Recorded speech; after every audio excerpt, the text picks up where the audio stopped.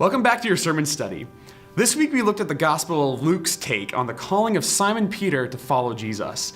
And just like many other stories in the Bible, this is a story where God's request doesn't make any sense. The story takes place in Luke chapter 5.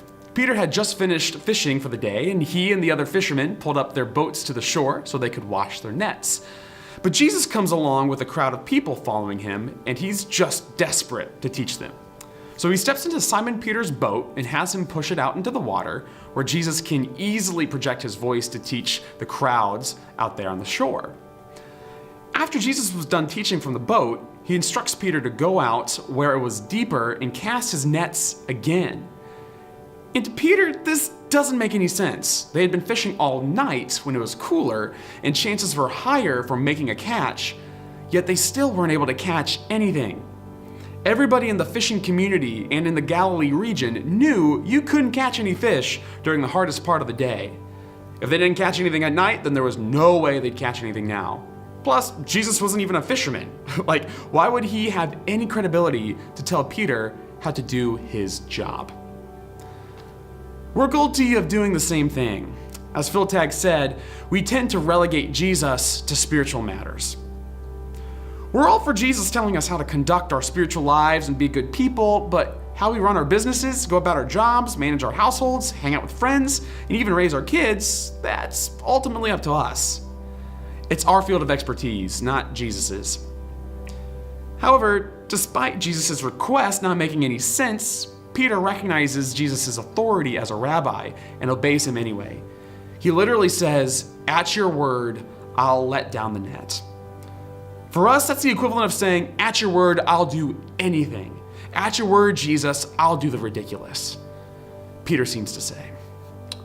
So this begs the question, what's God asking you to do that doesn't make any sense? That request that you keep ignoring, the habit you need to give up, the addiction for which you need counseling, the relationship you need to reconcile, the person he's asking you to disciple. Even if it seems ridiculous, Jesus still expects obedience, because obedience changes things. When Peter obeyed Jesus' ridiculous request, he saw what God was capable of. When they casted their nets, it says their nets were so full of fish that they began to tear and began sinking the boats. Only the act of obedience could show them what God was capable of. Upon seeing the unbelievable happen right before their very eyes, Peter became painfully aware of his own sinfulness. Typically, the nearer you come to God, the more aware you become of your own brokenness. And it is that brokenness that stifles up the fear of the ridiculous thing God is asking you to do. Yet Jesus' response is the same as ever. Don't be afraid. From now on, you'll be fishing for people. Peter must have taken those words to heart, because the rest of his story in the book of Acts shows him preaching sermons that reaches multitudes of people for the kingdom. So we ended the sermon with this question. What's God's ridiculous for you right now? What's his requests that tempt you to write him off as insane? The request that's so beyond you, you just don't even want to think about it. Well, it's time to start thinking about it, because that's exactly what we're going to talk about with your group.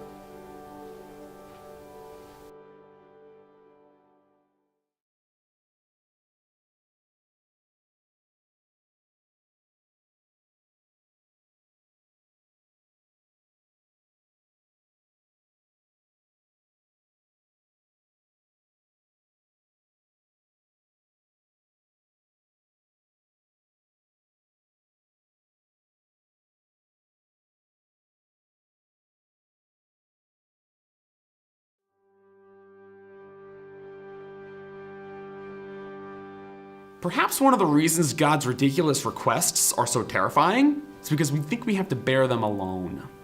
Often our immediate excuses are, "How can I do this, Lord? This is too much for me to handle." But let's revisit the passage and note a very important detail that is far too easy to miss.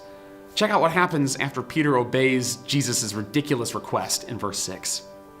When they had done so, they caught such a large number of fish that their nets began to break.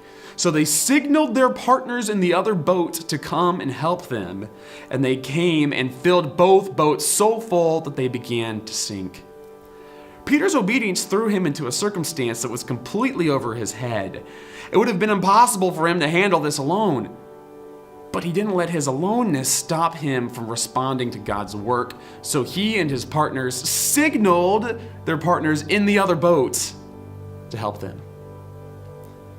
When we obey God's ridiculous requests, it throws us into a dramatically new set of circumstances that we don't even know what to do with. A new relationship we've never had before, a new set of skills we have to learn, a whole new job outside of our comfort zones, or even a season of the unknown.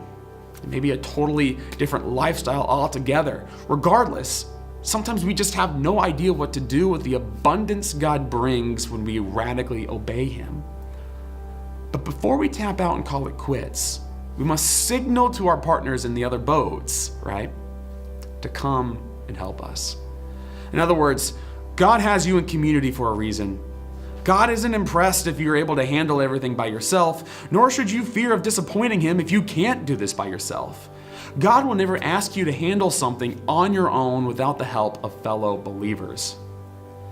So who are the people you can signal for help when God moves in your life? Let's discuss this with your group.